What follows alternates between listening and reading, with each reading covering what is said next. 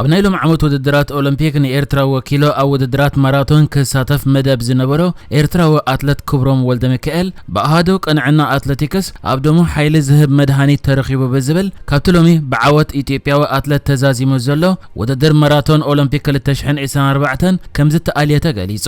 እቲ ንኤርትራ ወኪሎ ኣብ ውድድራት ኦሎምፒክ ማራቶን ናይሎም ዓመት ንምስታፍ ናብ ፓሪስ ፈረንሳ መጺእ ዝነበረ ክብሮም ወልደሚካኤል ኣብቲ ብቀዳም 10 ነሓሰ 2024 كايت تمديبو زنبره وددر ماراثون نخساتف مدلوات أب استتصافلو مرمرة مستقبرلو أب أكلاتك حيل ذهب نجار ترخيبو بزبل كسي كابتي وددر كم زت آلية تفليتو بمسرت أبصاب أهادو قنعنا أتلتيكس قدمته وددرنا أولمبيك كروم ولدميكائيل نمرمرة ذهبوك أمسو كلته زت أجدا حيل ذهب نجارات كم استرخبو يجليتو بدحرزي أهادو قنعنا أتلتيكس نخبرهم ولدميكائيل حيل ذهب مدهاني ترخيب كابنبال كابنايلو معمد كلته شحن إسان 4 وددرات أولمبيك باريس كم زئله غيرو لا إرتراو أتلت كبروم ولدميكائيل حدا كابتوم بزقرب أوان بلوس بقعد كرئيس صنحو أتلتات إرتراز نبرو خوينو أب إسبانيا كومدما أب جنيفا سويزرلاند أب استخايده كلته وددرات ماراثون تعواتي كوين نيريو እቲ ኣብ ኣካላት ክብሮም ወልደሚካኤል ተረኺቡ ተባሂሉ ዘሎ ሓይሊ ዝህብ ጥረ ነገር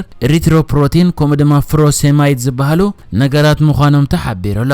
ኤሪትሮፕሮቲን ዝበሃል ባእታ ካብ 1990 ጀሚሩ ብኣሃዱ ቀንዕና ኣትሌቲክስ ተኣጊዱ ዝጸንሐ ነገር እዩ። እዚ ኣብ ደሞ ዝተረኽበ ኣትሌት ድማ ካብ ውድድራት ወትሩ ክግለፍ ይዝርአ።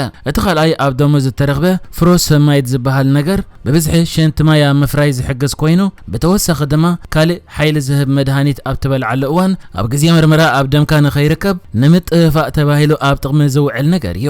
ሕጂ ኸ እዚ ኤርትራዊ ኣትሌት እዞም ክልተ ነገራት ኣብ ደሙ ብምርካቦም እዮም ካብዚ ውድድር ተኣልዩ ዘሎ።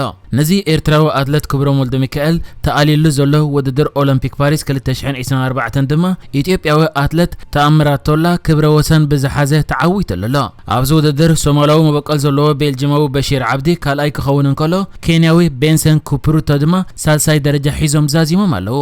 ኣብዚ ውድድር ካልእ ኢትዮጵያዊ ኣትሌት ደረሰ ገለታ ሓምሻይ ወፂኡ። ፍሉጥ ኢትዮጵያዊ ኣትሌት ቀነኒሳ በቀለ ድማ ካብቲ ቀዳማይ ዝወፀ ተኣምራት ቶላ ብ5 ደቂቃን 55 ካልኢትን ድሒሩ ውድድሩ መበል 39 ደረጃ ኮይኑ ይዛዚምዎ። ተኣምራት ቶላ ኣብ ውድድራት ማራቶን ኦሎምፒክ ብምዕዋቱ ኣብ ታሪኽ ኢትዮጵያ ምስከም ኣበበ በቂላ ማሞ ወልደን ገዛኸኝ ኣበራን ክሰፍር ክኢለሎ። ኢትዮጵያ ንመወዳእታ ግዜ ኣብ ውድድር ማራቶን ወርቂ መዳልያ ዝተዓወተት ቅድሚ 24 ዓመታት ኣብ 2000 ኣብ ሲድኒ ኣብ ዝተኻየደ ውድድር ነይሩ። ተኣምራት ቶላ ዝረኸበ ወርቂ ነታ ኣብ ኦሎምፒክ ፓሪስ ውፅኢት ርሒቕዋ ዘሎ ኢትዮጵያ ዓበ ዓወት ምዃኑ ተገሊጹ። ቀዳማይ ሚኒስትር ኢትዮጵያ አብይ ኣሕመድ ድማ ነቲ ወርቂ መዳልያ ናብ ኢትዮጵያ ኣምፅኡ ዘሎ ተኣምራት ሞላ እንኳዕ ሓጎሰካ ዝብል መልእኽቲ ሰዲዱሎ። مصوتان مسلم بزتحز متأنا سفيح زلفان كبحق زرحقه حبريتان كزرقحلا زصنحه الجيرياوي تغواساطيت إيمان خليف ابناي فصامه وددر نماغات امتاسعيرا ورق ميداليا تعويتا إيمان خليف زحلف عامه بستخاده شامبيون عالم ناي ود تبعتاي كروموزوم اب اكلات كترخيبو بزبل ابناي دق انستي وددر ايت ساتفن يتباهيلو دحر مقادا ازارا بزعبا تفطيرلا زنبر خوينو اهغراو كوميته اولمبيك كن كمز عينت فصامتات ابزبزح ابز خمز عينت ድድር ሳተፋ ደቂ አንስትዮ የጋጥሚው እዚ ድማ ንቡሪዮ ስለዚህ ንጾታ አዝመልከት ምልክት ሕቶ የለም በመባል ኣብ ኦሎምፒክ ከተሳተፍ ድሕሪ ምፍቃዱ ብዙሓት ካብ ሓቂ ዝረሓቐ ሓበሬታ ኣብ መዘርጋሕ ዝተጸምዱ ከሳብ ከም ፍልጥ ጸሓፊት ሃሪ ፖተር ጄኬ ሮውሊን ወናነ ተስላን ትዊተርን ኢሎን ማስክን ዝርከብዎም ኣብ ጾታ ዘተኮረ ካብ ሓቂ ዝረሓቐ ጽሑፋት ክዝርግሕዮም ተራእዮም ነይሮም። እቲ ጽሑፋት ብዓለም ደረጃ ህውምነት ረኺቡ ኣብ ዝተፈላለየ ማሕበራዊ ገጻት ኢንተርኔት ሽማ ኣብ ቅድሚት ክመጽእ እንከሎ ኢማነ ኻሊፍ ግን ነዚ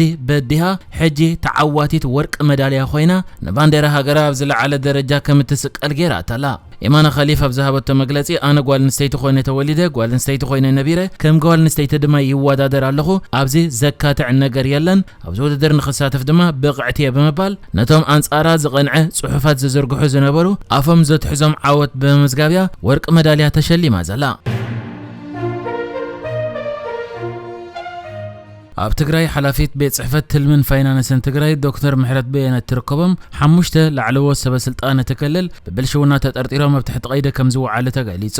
ኮሚሽነር ኮሚሽን ጸረ ብልሽውና ትግራይ ፍጹም ብርሃነ ሓላፊት ቤት ጽሕፈት ትልምን ፋይናንስን ትግራይ ትርከቦም ሓሙሽተ ሰባት ብሓሙስ ኣብ ትሕቲ ቀይዲ ከም ዝወዓሉ ኣረጋጊጹሎ።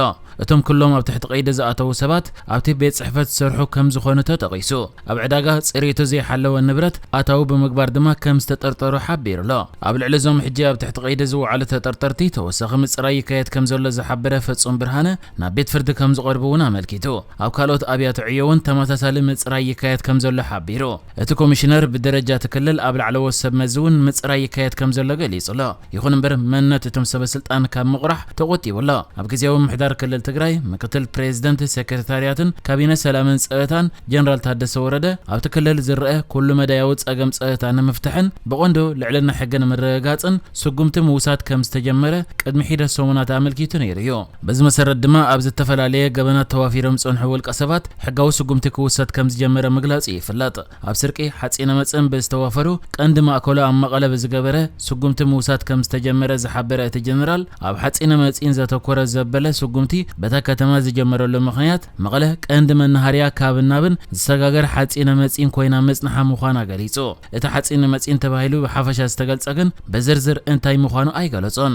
ኣብ ትግራይ ድሕሪ ኩናት ኣብ ዝተፈጥረ ጸጥታዊ፣ ፖለቲካዊ፣ ቆጠባዊ፣ ማሕበራውን ቀለውላዋት ዝጠንቁ ዝተፈላለየ ገበናት ክፍጸም ከም ጸንሐ ኣብ ዝተፈላለየ ኣጋጣሚታት ክግለጽን እዩ።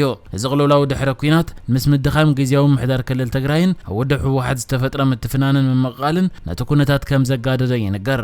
እቲ ምስ ኩናት ትግራይ ዝፈረሰ ሓይሊ ፖሊስ ብብቕዓት ምስ ኩሉ ጸጥታዊ መሓውራቱን ዓቕሙን ዳግም ክቐውም ስለ ዘይከኣለውን ካብቲ ከም ጠንቂ ምልሕላሕ ጸጥታን ምኽባር ሕጊ ኣብቲ ክልልን ክለዓል ዝጸንሐ ቅሬታታት ሓደ እዩ። ኣብ ብሪጣንያ ተወሊዑ ዘሎ ጸረ ስደተኛታት ዝብል መርገጽ ዝሓዘ ናዕቢ ነቶም ኣብቲ ሃገር ዝርከቡ ኤርትራውያን ስደተኛታት እውን ኣስጊእዎም ምህላው ተገሊጹ። ብ29 ሐምለ ኣብ ሳውስፖርት 3 ንኣሽቱ ደቂ ኣንስትዮ ብኻራ ተወጊአን ድሕሪ ምቕታልን መላእ ብሪጣንያ ናዕብን ዕግርግርን ዝመልኦ ምንቅስቓስ ጸረ ስደተኛታት ተጓሂሩ ከም ዘሎ ክንገር ቀኒ እዩ። እዚ ድማ እቲ ብገበን ዝተጠርጠረ ተኸታሊ እምነት ምስልምና ሓታቱ ዕቑባ ምዃኑ ብኢንተርኔት ዝተዘርግሐ ናይ ሓሶት ሓበሬታ ዘበገሶ ናዕቢ ነይሩ።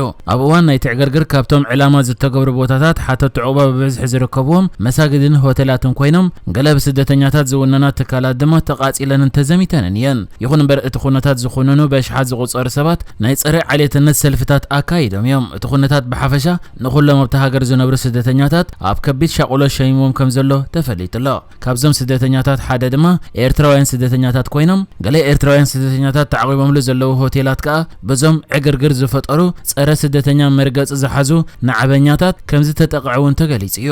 ኣብ ሓንቲ ካብተን ዕላማ ተገይረን ዘለዋ ሆቴላት ዝነብር ቅድሚ 4 ኣዋርሕ ናብ ብሪጣንያ ዝኣተወ ኤርትራዊ ስደተኛ መትከል ጸጋይ ንማዕከን ዜና ቢቢሲ ኣብ ዝሃቦ ሓበሬታ እቲ ናዕቢ በቦትኡ እዩ ዝመጽእ ዘሎ ሕጂ ክሳብ ሕጂ ኣባና ዘጋጠሞ እኳ እንተዘይሃለወ ንኣባና መምጽኦም ኣይተርፎምን ይብል ዝብል ስግኣት ኣብ ከቢድ ሻቑሎት ከም ዝርከቡ ይሓቢሩ። እዚ ናዕቢ ኣብተን ንስደተኛታት መዕቆቢ ዝህበ ሆቴላት ዕላማ ዝገበረ ብምዃኑ ኣብ ዝተፈላለየ ሆቴላት ዝነብሩ ኤርትራውያንን ኢትዮጵያውያንን ስደተኛታት ኣብዚ እዋን ኣብ ከቢድ ስግኣት እዮም ዘለዉ። ገና እግሩ ከይኣተወ ከቢድ ናዕቢ ዝተቐበሎ መትከል ኩሎም ስደተኛታት ኣብ ከቢድ ሻቑሎት ከም ዘለዉ ብምጥቃስ ከምዚ ንሪኦ ዘለና እንድሕር ቀጺሉ ኣብ ነፍስኻ ዝኾነ ጉድኣት ከይመጸካ ትፈርሕ ኢኻ ብምባል ኣብቲ ናዕቢ ኣብ ገለ ሆቴላት ዝተሃርሙን ዝተሃስዩን ስደተኛታት ከም ዘለዉ እውን ሓቢሩ። ንሕጂ ዝተዳለወ ዜናታት እዚ ነይሩ። ብካልእ ክሳብ ንራኸብ ሰላም ንዓኹም።